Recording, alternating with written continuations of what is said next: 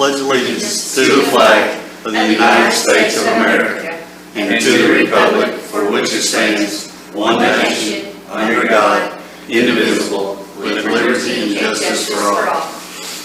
Father God, I thank you for this day, Lord. I thank you that we can come and make decisions. Just help us have the wisdom and the knowledge to make good decisions for the school and the kids and the community, Father. Please forgive us where we fail you. Amen.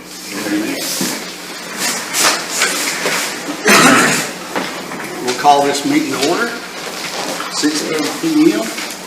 Note that we do have a quorum present with one board member absent. Any public comments? Anyone signed up? Communications? No, sir. Consent agenda, we have the minutes of the October 18th regular meeting, monthly financial report, renewal of the district's insurance, and a bill for Bailey Neon and Signs.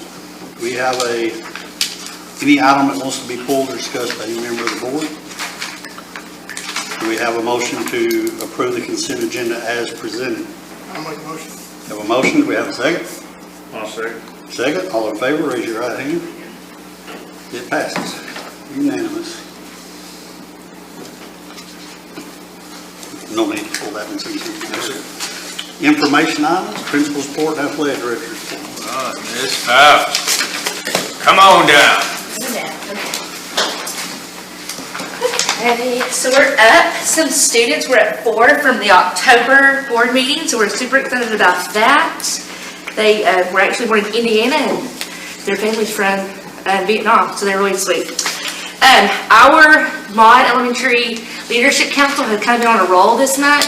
They collected a ton of socks, 1,900 to be, 1,900 to be exact over. But our secondary helped out with 642, and the elementary did 1,268, but total was 1,900. So it shows kind of the pictures. Not 1,900. What am I doing? I'm right. I'm never mind, y'all. 1,900 socks or 1,900 pairs? Pairs. Oh, okay, so 30, There's a lot of socks. 3,600 socks. And so let me show y'all what we got today. It was to 3,800. the church under the bridge is who we worked with to send all the socks.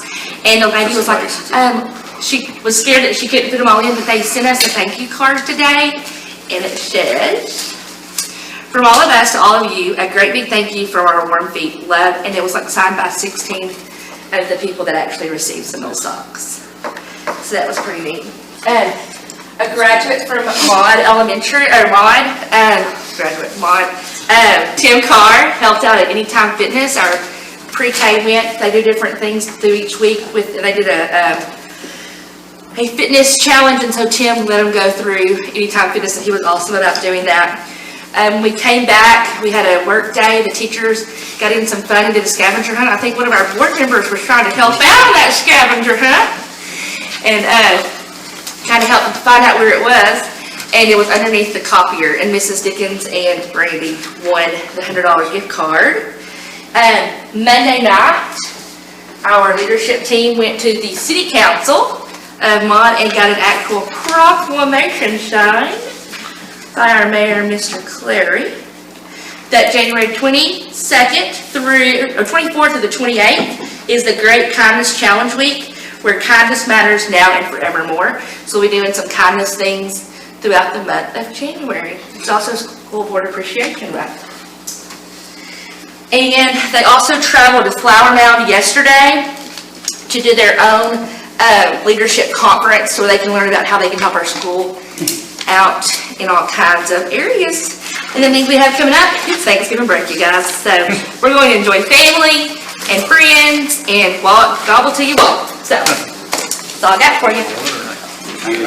Thank you. Thank you.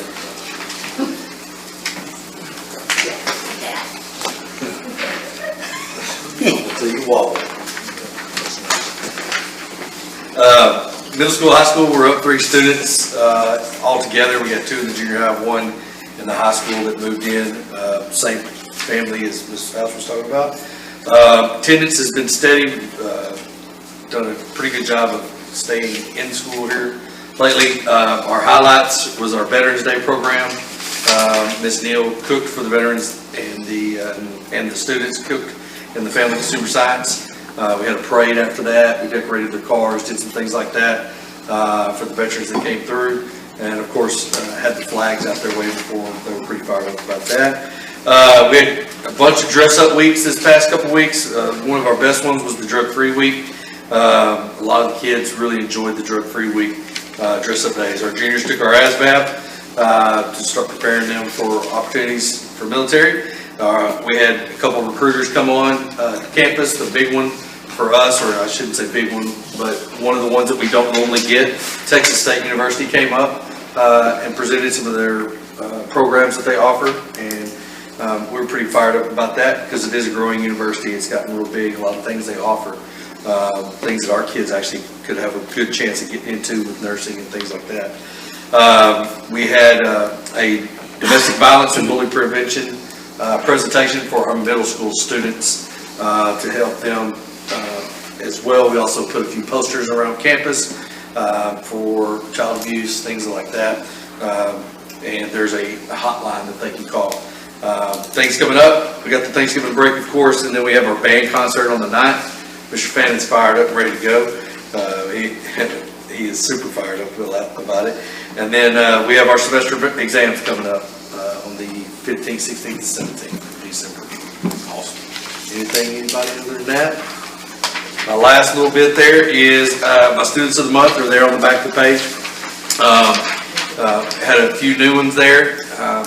Kaiser McKelvey in the 6th grade, Kel Lim in the 7th grade, 8th grade, Madison Collins, 9th grade, Strader Hilton, 10th grade, Brooklyn Henderson, 11th grade, Ethan Fothergill, and 12th grade, Emily Holly. And then our faculty member of the month was Miss Hudson. There's been a lot of people that have really complimented her positive nature and her friendly demeanor whenever they come into the office. So I thought that was good for us. Anything else? Thank you, guys. Thank you. Right. Volleyball wrapped up their season since the last board meeting. The all-district team came out. Olivia Carroll was first team. Jordan Crowell was second team. Caitlin Lamb, Baylor White, Lillian Birthright, Hallie McCamey, and Addison Roberts were all honorable mention. Football finished the year 8-3 in district champs. The all-district team will come out this week. And this is who we'd had. Kason Lamb was the district MVP. Briley Barron was the district lineman of the year. Brock Wyndham was the district newcomer of the year. Tucker Sanders, Tristan Lee, Nate Brower, Halen Deere, Landon Smith, Grayson Smith, and Brandon Osborne, and Lane Schultz were all first team, all district, and Alex Atkinson, Micah Bishop, Trent Latham, and Riley Culpepper were all second team, and then one I didn't have on there, but wanted to say that Devin Myrtle was honorable mention. Basketball, this week was kind of our first week of full-fledged basketball.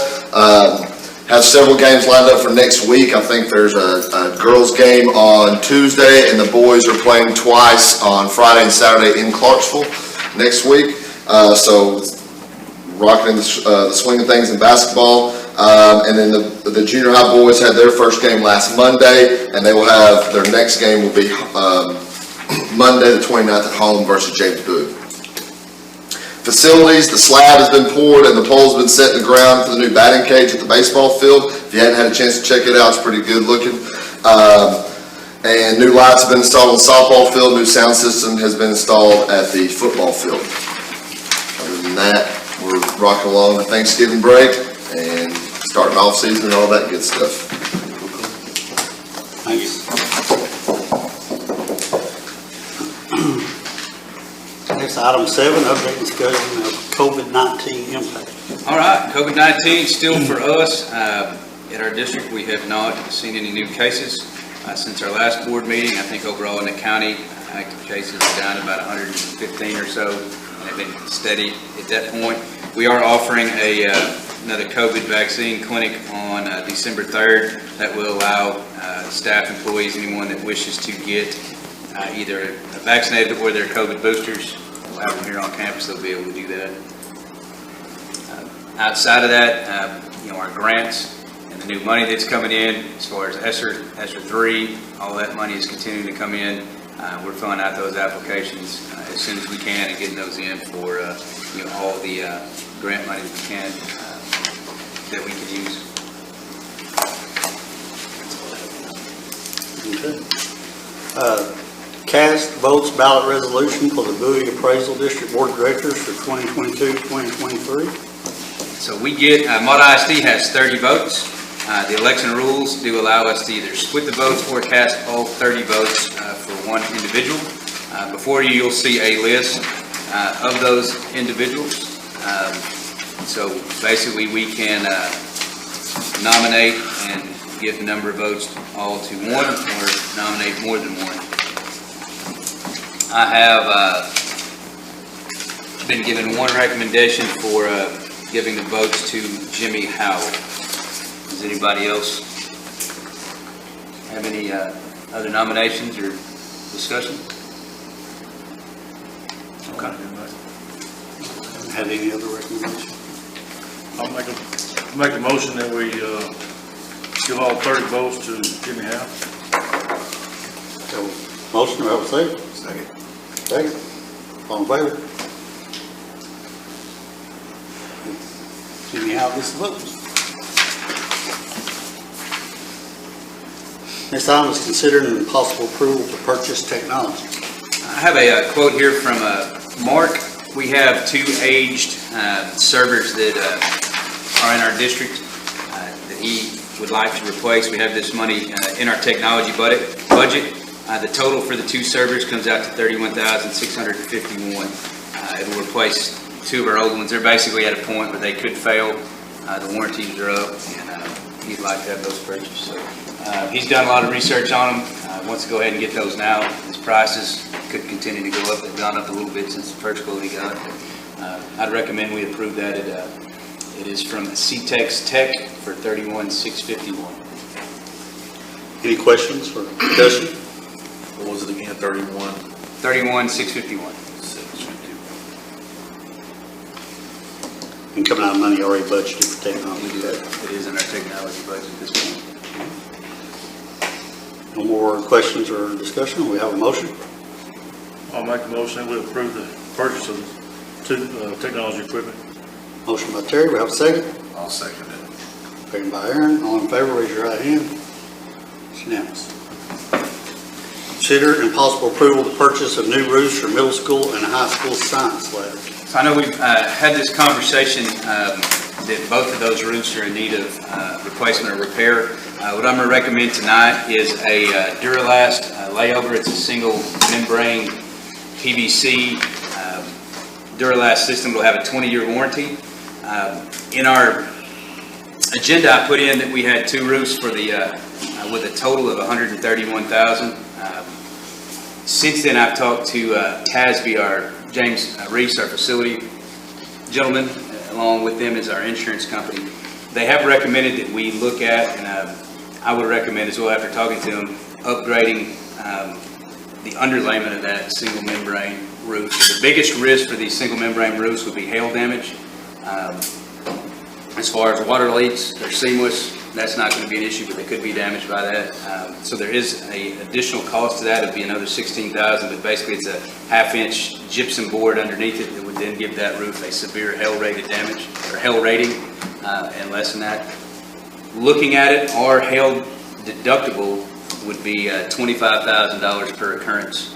So if we had damage on it at one time, we'd be responsible for that deductible up to $25,000 if it doesn't increase.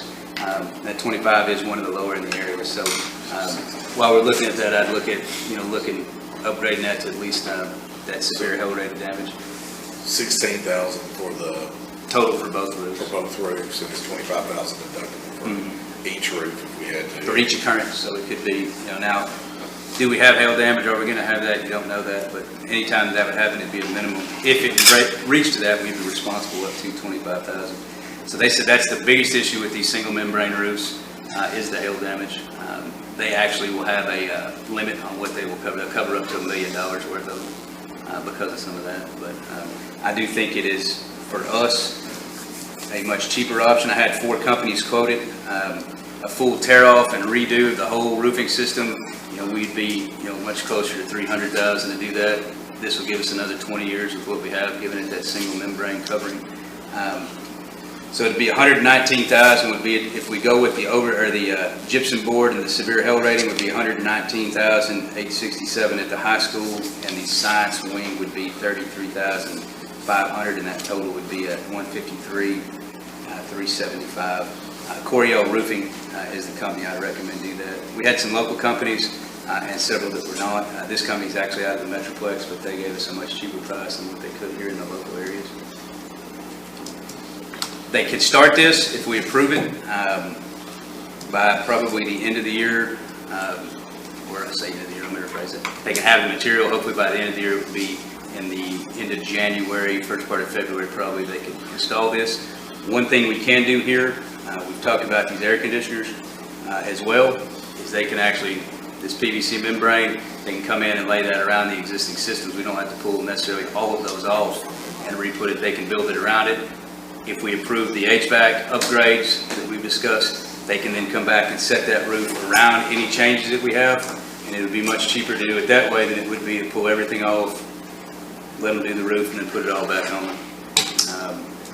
When we first looked at that, both the contractors and the roofing companies, if they were going to tear the full roof off, we'd have to pull all that off. But under this system, we wouldn't have to do that. They can build it around those HVAC units. So if we decide to do that on the next item, it would actually save us money to do it this way. So your recommendation is use Duralast for the Yes, single membrane with the with the under. hail-resistant layer below for 153,375? Yes, 153, 375, 63 would be the total, 63 cents. 63 cents. Wow, that's a bid and a half right there, down to a penny. Well,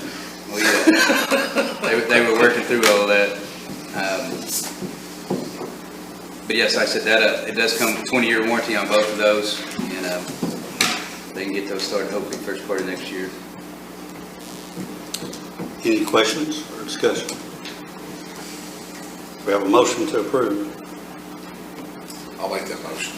Motion by Aaron, do we have a second? Second. A second by Gap, all in favor, raise your right hand. It's unanimous. Next item, consider and approve a possible approval of HVAC replacements.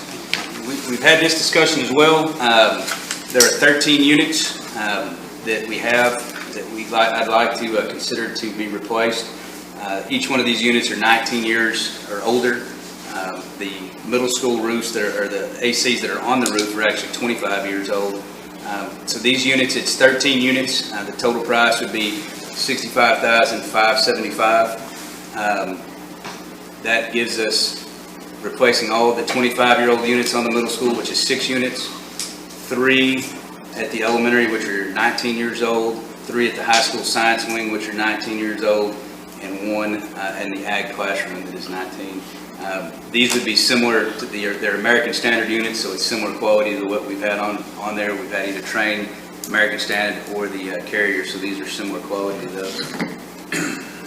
He can order those and hopefully have those, he feels like, first part of next year. Now, the middle school, we can't install until the summer because they do have to pull them all off the roof to do it, but we could do the science wing, the ag building,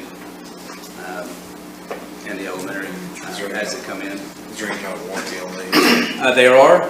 It'll be his standard warranty that we come with those. They've got the 1 years on the each one of those specific units for that, and then his labor. He services all of them. This would be Air Now. He does all of our servicing currently. We price that out. I feel like he still has very competitive prices and has done us a really good job in the past. So these will be, I think they're 14 SEER units is what he's looking at. Some are gas, some are not. The rooftop units at the middle school, we have no gas there, so they're all electric. The other ones would be gas heaters. So we've got warranty information here. It's 1 year parts, 1 year labor, and then 5 years on their compressors. We talked about as far as funding with this. Certainly, if things continue, we may be able to have that within our budget that we don't have to go into, but there's not a guarantee. We certainly want to consider the 2 of these, which would be 65 and that 150. We're looking at about 220 in there. Would be a consideration to come out of fund balance when we pass this, if we are able to cover that within the budget, which we feel is a possibility, then we certainly would, have to go into fund balance, but it is a possibility that by doing this, we would. This would get us a good jump on Absolutely. replacement schedule. Going to get a lot of those that we had, our oldest units, at least done. And, Get a little proactive instead of reactive. absolutely. Any questions or discussion? Do we have a motion? I'll make a motion. Motion by Gap, can I have a second? Second by RJ, all in favor, raise your right hand. Passes unanimously. Go check and see if I'm ready to change. All right, next item, consider and approve TASB update. TASB Update 118 is a quite large and substantial update. This is all the updates from the special session and last legislative session. I think there's 135 different policies this affects. So there's quite a bit from HB 45, 45. So tremendous amount.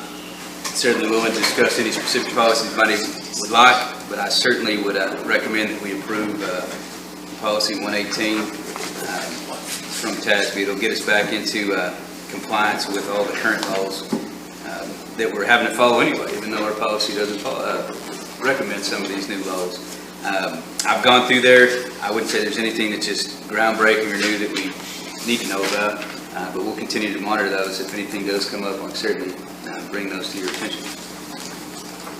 Not that we have a lot of choice. Not that we have a lot of choice. Certainly would recommend it, and certainly would be happy to read all 135 policies to you if you wish. All right, any questions, comments? Motion? I'll make a motion to approve the TASB update 118. Motion by Aaron, do we have a second? I'll second. Second by Terry, all in favor? Let's say no option. It's just a formality. Makes you feel better like you had a choice. Number 13, superintendent's report. All right, first thing, just kind of overall update. Coach Turner alluded out there at the complex. We've got the cages well underway. The parking lot out there around the baseball field is fixed. And we also have gotten rid of the mountain of concession stand. A concession stand there has been removed. Ideal Impact's been here this week and it replaced the wireless thermostats. They've done the weatherization. So now we're starting to work a little bit on just starting to tweak those. So we certainly had our training meetings, ways that we can conserve energy. So I know there's been, those came in this week, so we've had a few things we've had to tweak a little bit on that. So we'll continue to work with them. Mr. Wyndham, any major issues with those so far? No, none from, that I've seen. We had one call in, just because the repeater wasn't syncing, and we got that fixed really short, really quick. It was a good day. So far, so good, other than Mr. Van Dever's been cold. We're working on keeping him warmer. I told him I could save energy if I set all the thermostats where ours is. We wouldn't need those folks. That's it. Gym floors, they came in, they redid all of those, set our volleyball standards. They're still not right. They're going to have to come out and redo them. They're going to, I guess, to help make up for the trouble, they're going to rescreen and re-wax the top of that gym floor and redo all of it for us again to try to make us feel better and reset them again. But we'll continue to stay on them to make sure that those things do get right. The rest of it looks really good. The elementary gym floor looks really good. They just had a really hard time for some reason with these volleyball standards, but we're going to stay on top of those and make sure that all of that does get right. We've got material ordered for the walkway cover to replace what's underneath there. We're going to go back with something that's a little similar to what's underneath there at this point. It's ordered. It's in shipping in some place. It was supposed to be here this week, hopefully next week. So hopefully by the end of this year, we'll finally have all of that redone underneath that. Letter B, we've got the facility master plan update. So we have shared our TASB facility with WRA Architects. We are going to meet with them the week we get back after Thanksgiving to start discussing as an administration team ideas and things that we have. They are currently constructing a faculty questionnaire as far as facilities, things that they may want to see on each one of these campuses that we can give out and get a little more information from teachers and other faculty members rather than just us. They have flown drones over, so they're really starting to work on what our district looks like and trying to draw those maps and do. As far as timelines at this point, it's like anything right now, trying to get people out. They are busy. People they're trying to work with have been, so it's been slower to get them out than what we'd like to. But that's kind of where we're at. After that, we'll have our committee set and continue to have ongoing meetings till we can develop that master plan. Some laws have changed now. Starting November 1st, any major construction project in the district has to be tied back to a master plan or a facilities plan like what we're trying to develop, so that you have to have a reason why you were trying to do whatever you're going to do. So any major construction project that is approved in a school budget or that does go out to any kind of financing, school bonds, et cetera, will have to have that. So we are on the right track as far as trying to get that put together. All right, C, we've got mid-year retention stipend that went out or will go out in the morning to all district employees, $500 retention stipend for all those that will return next semester. That's always something I know that we're happy to give, and our teachers are certainly, and faculty, I shouldn't say teachers, all faculty are excited to have, very popular amongst them. We'll send something out along with them tomorrow just to tell them how much we appreciate them being here and all that they do for Maud ISD. Our employee holiday luncheon will be December 15th. That'll be from 10:40 to 12:45, just as a come and go. You're all welcome to attend. We certainly encourage you to be here if you can. Just to say thanks to our employees as they come by, and you certainly can eat. It's from sugar and spice and all things that are nice. It's usually pretty good. So y'all are more than welcome to be here. Letter E, phone lines. If you've seen on our Facebook page, this semester has been, we've had 7 or 6 instances where our phone lines have been down due to Windstream's problems. We are actively seeking a internet or voice over internet, so we've got some proposals for that. There will be a cost to it if we do decide to go. I think Mark has got us some. The one I have right here we're going to consider is going to cost us, I think it's just under $7,000 if we want to switch that to get the hardware to do it.